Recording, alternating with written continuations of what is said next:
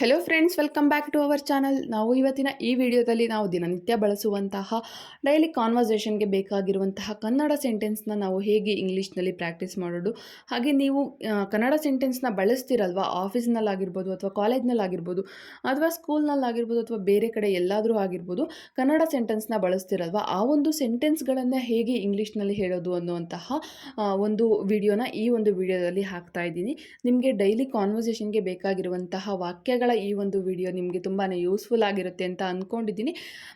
ಈ ಒಂದು ವಿಡಿಯೋ ಇಷ್ಟ ಆಗಿದ್ದರೆ ಕೊನೆಯಲ್ಲಿ ಒಂದು ಲೈಕ್ ಮಾಡಿ, ನಿಮ್ಮ ಫ್ರೆಂಡ್ಸು ಫ್ಯಾಮಿಲಿ ಜೊತೆ ಶೇರ್ ಮಾಡಿ. ಹಾಗೆ ನೀವಿನ್ನು ನನ್ನ ಚಾನಲ್ಗೆ ಹೊಸಬರಾಗಿದ್ದರೆ, ಯಾರಾದರೂ ಹೊಸದಾಗಿ ನೋಡ್ತಾ ಇದ್ದರೆ ದಯವಿಟ್ಟು ಸಬ್ಸ್ಕ್ರೈಬ್ ಮಾಡೋದ್ರ ಮೂಲಕ ನನಗೆ ಸಪೋರ್ಟ್ ಮಾಡಿ ಅಂತ ಹೇಳ್ತಾ ಇವತ್ತಿನ ಈ ಒಂದು ವಿಡಿಯೋನ ತಡ ಮಾಡದೆ ಸ್ಟಾರ್ಟ್ ಮಾಡೋಣ. ಫಸ್ಟ್ ಸೆಂಟೆನ್ಸ್ ಈಸ್ ಸೂರ್ಯ ಆಗಲೇ ಉದಯಿಸಿದ್ದಾನೆ. ಸೂರ್ಯ ಆಗಲೇ ಉದಯಿಸಿದ್ದಾನೆ. ನೀವು ಎದ್ದೋಳೋ ಮುಂಚೆನೇ ಸೂರ್ಯ ಉಟ್ಬಿಟ್ಟಿರ್ತಾನೆ, ನೀವು ಲೇಟಾಗಿ ಎದ್ದಿರ್ತೀರ. ಆಗ ಈ ಒಂದು ಸೆಂಟೆನ್ಸ್ನ ಸೂರ್ಯ ಆಗಲೇ ಉದಯಿಸಿದ್ದಾನೆ, ಆಗಲೇ ಉಟ್ಬಿಟ್ಟಿದ್ದಾನೆ ಅಂತ ಹೇಳೋದಕ್ಕೆ the sun is already up. The sun is already up ಅಂತ ಹೇಳಬೇಕು. ಸೂರ್ಯ ಆಗಲೇ ಉದಯಿಸಿದ್ದಾನೆ, ಆಗಲೇ ಹುಟ್ಬಿಟ್ಟಿದ್ದಾನೆ. The sun is already up ಅಂತ ಹೇಳ್ಬೋದು. ನೆಕ್ಸ್ಟ್ ಸೆಂಟೆನ್ಸ್, ನಾವೆಲ್ಲರೂ ಸೇರಿ ಆ ಪ್ರಾಜೆಕ್ಟ್ನ ಬೇಗ ಮುಗಿಸೋಣ. ನಾವೆಲ್ಲರೂ ಸೇರಿ ಆ ಪ್ರಾಜೆಕ್ಟ್ನ ಬೇಗ ಮುಗಿಸೋಣ. ನಾವೆಲ್ಲರೂ ಸೇರಿಕೊಂಡು ಆ ಪ್ರಾಜೆಕ್ಟ್ನ ಬೇಗ ಮುಗಿಸ್ಬಿಡೋಣ. ಅದು ತುಂಬ ಲೇಟ್ ಆಗುತ್ತೆ, ಸೊ ಹಾಗಾಗಿ ನಾವೆಲ್ಲರೂ ಸೇರಿಕೊಂಡು ಆ ಪ್ರಾಜೆಕ್ಟ್ನ ಮುಗಿಸ್ಬಿಡೋಣ ಅಂತ ಹೇಳೋದಕ್ಕೆ we all can join together and finish that project soon. We all can join together and finish that project soon ಅಂತ ಹೇಳ್ಬೋದು. ನಾವೆಲ್ಲರೂ ಸೇರಿಕೊಂಡು ಆ ಪ್ರಾಜೆಕ್ಟ್ನ ಬೇಗ ಮುಗಿಸೋಣ. ನೆಕ್ಸ್ಟ್, ನೀನು ನನಗೆ ತುಂಬ ತೊಂದರೆ ಕೊಡ್ತಿದ್ಯಾ. ನೀನು ನನಗೆ ತುಂಬ ತೊಂದರೆ ಕೊಡ್ತಾ ಇದೆಯಾ, ತುಂಬ ಟ್ರಬಲ್ ಮಾಡ್ತಾ ಇದೆಯಾ. ಈ ಒಂದು ಸೆಂಟೆನ್ಸ್ನ ಇಂಗ್ಲೀಷ್ನಲ್ಲಿ ಹೇಗೆ ಹೇಳೋದು ನೋಡೋಣ. You are giving me more trouble. You are giving me more trouble ಅಂತ ಹೇಳ್ಬೋದು. ನೀನು ನನಗೆ ತುಂಬ ತೊಂದರೆ ಕೊಡ್ತಾ ಇದೆಯಾ. You are giving me more trouble. Next sentence, ಅವರು ಈಗಾಗಲೇ ಬಂದಿರಬಹುದು. ಅವರು ಈಗಾಗಲೇ ಬಂದಿರ್ಬೋದು, ಈಗಾಗಲೇ ಆಲ್ರೆಡಿ ಬಂದಿರ್ಬೋದು ಅವರು. I guess they will be arrived now. I guess they will be arrived now. ಅವರು ಈಗಾಗಲೇ ಬಂದಿರ್ಬೋದು, ನಾವು ತುಂಬ ತಡ ಆಗಿದ್ದೀವಿ, ಅವರು ಈಗಾಗಲೇ ಬಂದಿರ್ಬೋದು ಅಂತ ಹೇಳೋದಕ್ಕೆ I guess they will be arrived now ಅಂತ ಹೇಳ್ಬೋದು. ನೆಕ್ಸ್ಟ್, ನಾನು ಇನ್ಮೇಲೆ ಕುಡಿಯಲ್ಲ. ನಾನು ಇನ್ಮೇಲೆ ಕುಡಿಯಲ್ಲ. ಯಾರಾದರೂ ಡ್ರಿಂಕ್ ಮಾಡ್ತಾ ಇರ್ತಾರೆ, ನೀನು ತುಂಬ ಡ್ರಿಂಕ್ ಮಾಡ್ತಾ ಇದೆಯಾ, ಇನ್ಮೇಲೆ ಕುಡಿಬಾರ್ದು ಅಂತ ಹೇಳಿದಾಗ, ಅಥವಾ ನೀವು ಹೇಳುವಾಗ ನಾನು ಇನ್ಮೇಲೆ ಕುಡಿಯೋಲ್ಲ ಅಂತ ಹೇಳೋದಕ್ಕೆ I want drink anymore. I want drink anymore ಅಂತ ಹೇಳಬೇಕು. ನಾನು ಇನ್ಮೇಲೆ ಕುಡಿಯಲ್ಲ. I want drink anymore. Next, ಆ ಹುಡುಗಿ ಅವನನ್ನು ಬೈದ್ಲು. ಆ ಹುಡುಗಿ ಅವನನ್ನು ಬೈದ್ಲು. ಅವನೇನೋ ಪ್ರಾಬ್ಲಮ್ ಮಾಡ್ತಾ ಇದ್ದ, ಅವನೇನೋ ತೊಂದರೆ ಕೊಡ್ತಾ ಇದ್ದ, ಸೊ ಹಾಗಾಗಿ ಆ ಹುಡುಗಿ ಅವನ್ನ ಬೈದ್ಲು ಅಂತ ಹೇಳೋದಕ್ಕೆ ಇಂಗ್ಲೀಷ್ನಲ್ಲಿ that girl scolded him. That girl scolded him. ಆ ಹುಡುಗಿ ಅವನ್ನ ಬೈದ್ಬಿಟ್ಲು. ಅವನೇನೋ ಟ್ರಬಲ್ ಮಾಡ್ತಾ ಇದ್ದ ಆ ಹುಡುಗಿಗೆ, ಸೊ ಹಾಗಾಗಿ ಆ ಹುಡುಗಿ ಅವನ್ನ ಬೈದ್ಲು. ದಟ್ ಗರ್ಲ್ ಸ್ಕೋಲ್ಡೆಡ್ ಹಿಮ್ ಅಂತ ಹೇಳ್ಬೋದು. ನೆಕ್ಸ್ಟ್, ನನಗೊಂದು ಅವಕಾಶ ಕೊಡು. ನನಗೊಂದು ಅವಕಾಶ ಕೊಡು, ನನಗೊಂದು ಚಾನ್ಸ್ ಕೊಡು, ನನಗೆ ಇನ್ನೊಂದು ಚಾನ್ಸ್ ಕೊಡು ಪ್ಲೀಸ್, ನನಗೆ ಇನ್ನೊಂದು ಅವಕಾಶ ಕೊಡು ಅಂತ ಕೇಳ್ತಿರಲ್ಲ, ನನಗೆ ಇನ್ನೊಂದು ಅವಕಾಶ ಕೊಡು ಅನ್ನೋದಕ್ಕೆ give me a chance. Give me a chance ಅಂತ ಹೇಳಬೇಕು. ನನಗೊಂದು ಅವಕಾಶ ಕೊಡು, give me a chance. Next, ಅವನ ಜೊತೆ ನಾನು ಮಾತಾಡಲ್ಲ.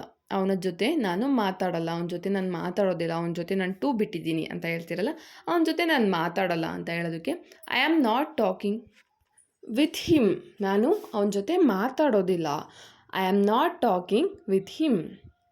ನೆಕ್ಸ್ಟ್ ಸೆಂಟೆನ್ಸ್, ನೀವು ಪ್ರಯಾಣಿಸುವಾಗ ಯಾವ ಭಾಷೆ ಬಳಸುತ್ತೀರಿ. ನೀವು ಪ್ರಯಾಣಿಸುವಾಗ ಯಾವ ಭಾಷೆ ಬಳಸುತ್ತೀರಿ. ನೀವು ಟ್ರಾವೆಲ್ ಮಾಡುವಾಗ ಯಾವ ಭಾಷೆನ ಬಳಸ್ತೀರಾ, ಯಾವ ಒಂದು ಲ್ಯಾಂಗ್ವೇಜ್ನ ಬಳಸ್ತೀರಾ ಅಂತ ಕೇಳುವಾಗ what language do you use when you traveling.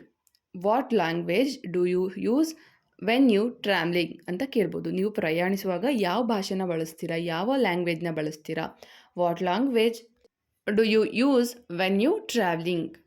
Next, ನನಗೆ ಬೇರೆ ಯಾವ ಭಾಷೆನೂ ಗೊತ್ತಿಲ್ಲ. ನನಗೆ ಬೇರೆ ಯಾವ ಭಾಷೆನೂ ಗೊತ್ತಿಲ್ಲ. ನನಗೆ ಕನ್ನಡ, ಇಂಗ್ಲೀಷ್ ಎರಡೇ ಗೊತ್ತಿರೋದು. ನನಗೆ ಈ ಎರಡು ಭಾಷೆ ಬಿಟ್ಟು ಬೇರೆ ಯಾವ ಭಾಷೆನೂ ಗೊತ್ತಿಲ್ಲ ಅಂತ ಹೇಳ್ತೀವಲ್ಲ, ಅದಕ್ಕೆ ಇಂಗ್ಲೀಷ್ನಲ್ಲಿ ಯಾವ ರೀತಿಯಾಗಿ ಹೇಳೋದು ನೋಡೋಣ. We won't know any other language. We won't know any other language. ನಮಗೆ ಬೇರೆ ಯಾವ ಭಾಷೆನೂ ಗೊತ್ತಿಲ್ಲ, ಬೇರೆ ಯಾವ ಭಾಷೆ ಕೂಡ ಗೊತ್ತಿಲ್ಲ. We won't know any other language. Next, Krishna ಸತ್ಯ ಹೇಳುತ್ತಿಲ್ಲ.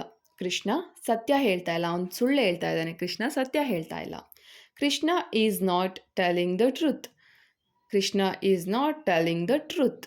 ಕೃಷ್ಣ ಸತ್ಯ ಹೇಳ್ತಾ ಇಲ್ಲ, ಅವನು ತುಂಬ ಸುಳ್ಳು ಹೇಳ್ತಾ ಇದ್ದಾನೆ. Krishna is not telling the truth.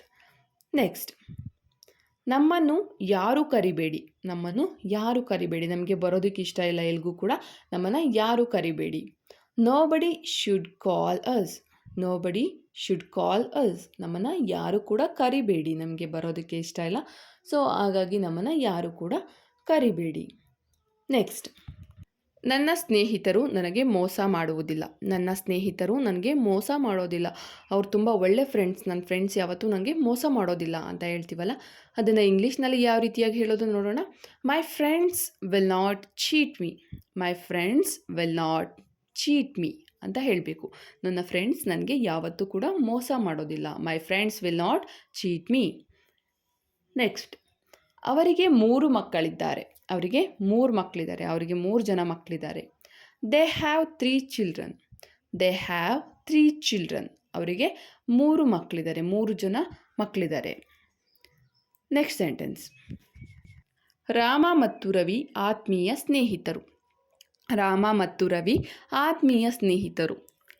Rama and Ravi is very close friends. Rama and Ravi is very close friends. Rama ಮತ್ತು ರವಿ ಅನ್ನುವಂತಹ ಇಬ್ಬರು ತುಂಬ ಆತ್ಮೀಯವಾದಂತಹ ಗೆಳೆಯರು ಅಂತ ಹೇಳೋದಕ್ಕೆ Rama and Ravi is very close friends ಅಂತ ಹೇಳ್ಬೋದು. ನೆಕ್ಸ್ಟ್, ಇದು ನನ್ನ ಮೊದಲ ಪ್ರವಾಸ. ಇದು ನನ್ನ ಮೊದಲ ಪ್ರವಾಸ. ಇದು ನನ್ನ ಮೊದಲ ಜರ್ನಿ, ಮೊದಲ ಪ್ರವಾಸ. This is my first journey. This is my first journey. ಇದು ನನ್ನ ಮೊದಲ ಪ್ರವಾಸ, ಇದು ನನ್ನ ಮೊದಲ trip. This is my first journey. Next, ನಿಮ್ಮ ಸ್ಥಳೀಯ ವಿಳಾಸ ಯಾವುದು? ನಿಮ್ಮ ಸ್ಥಳೀಯ ವಿಳಾಸ ಯಾವುದು? ನಿಮ್ಮ ನೇಟಿವ್ ಅಡ್ರೆಸ್ ಯಾವುದು? ನೀವು ಇರುವಂತಹ ಸ್ಥಳೀಯ ವಿಳಾಸ ಯಾವುದು? What is your native address? What is your native address? ನಿಮ್ಮ ಸ್ಥಳೀಯ ವಿಳಾಸ ಯಾವುದು? ನಿಮ್ಮ ನೇಟಿವ್ ಅಡ್ರೆಸ್ ಯಾವುದು?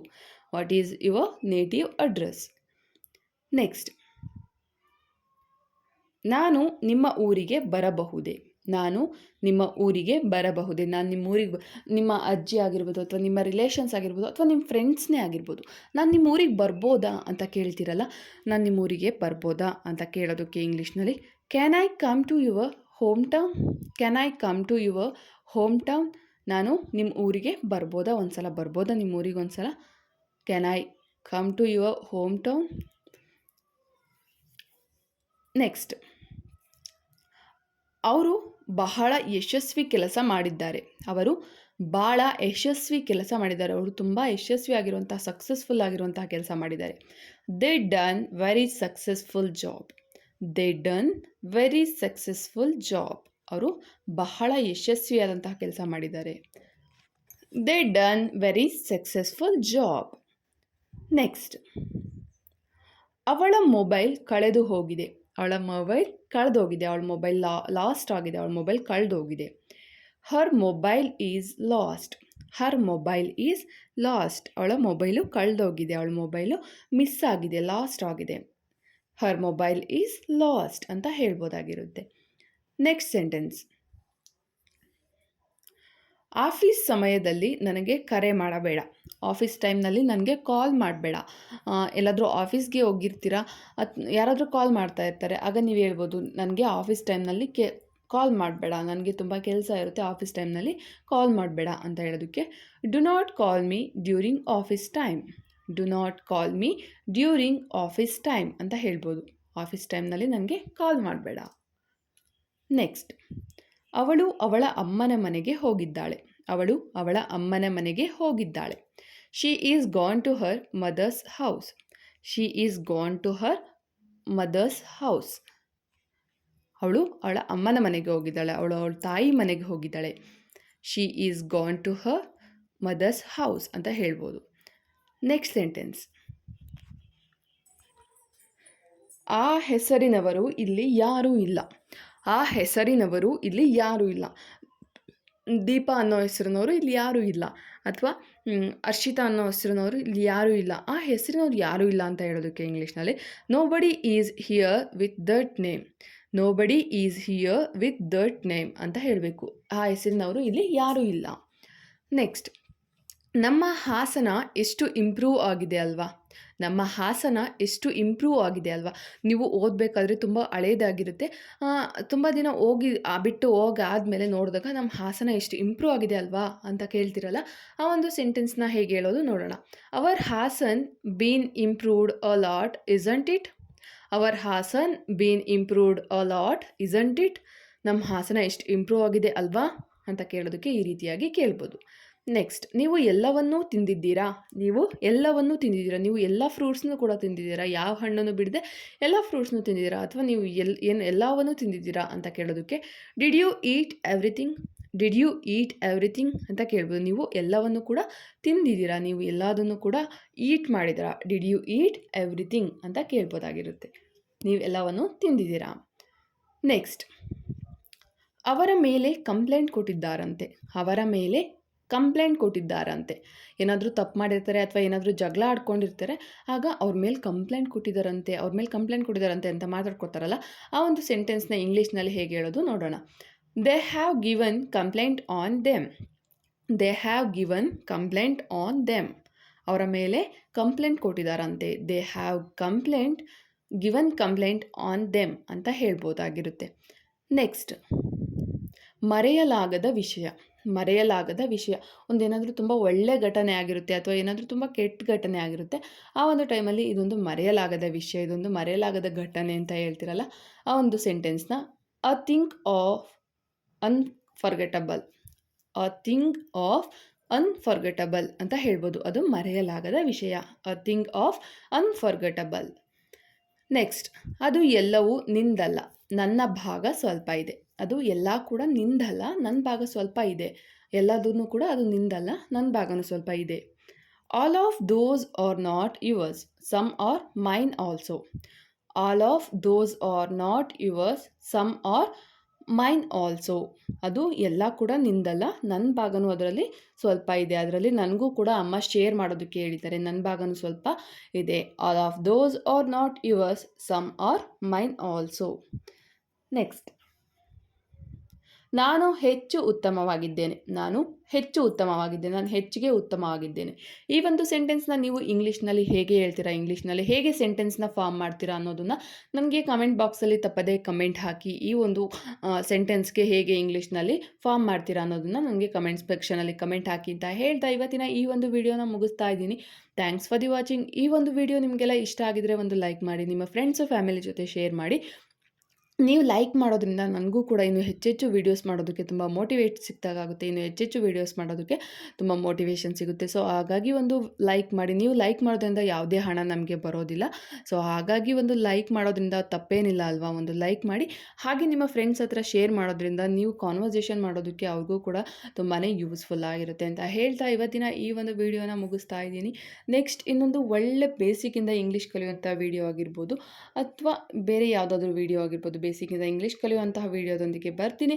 ಅಲ್ಲಿವರೆಗೂ ಇನ್ನೂ ನೀವು ನನ್ನ ಚಾನಲ್ಗೆ ಹೊಸಬ್ರಾಗಿದ್ದರೆ ಸಬ್ಸ್ಕ್ರೈಬ್ ಮಾಡದೆ ನೋಡ್ತಾ ಇದ್ದರೆ ದಯವಿಟ್ಟು ಸಬ್ಸ್ಕ್ರೈಬ್ ಮಾಡಿ, ಹಾಗೆ ಒಂದು ಲೈಕ್ ಮಾಡೋದನ್ನು ಮರಿಬೇಡಿ ಅಂತ ಹೇಳ್ತಾ ಇವತ್ತಿನ ಈ ವಿಡಿಯೋನ ಮುಗಿಸ್ತಾ ಇದ್ದೀನಿ. ನೆಕ್ಸ್ಟ್ ಇನ್ನೊಂದು ಒಳ್ಳೆ ವಿಡಿಯೋದೊಂದಿಗೆ ಬರ್ತೀನಿ. ಜೈ ಹಿಂದ್, ಜೈ ಕರ್ನಾಟಕ ಮಾತೆ. Keep watching my channel.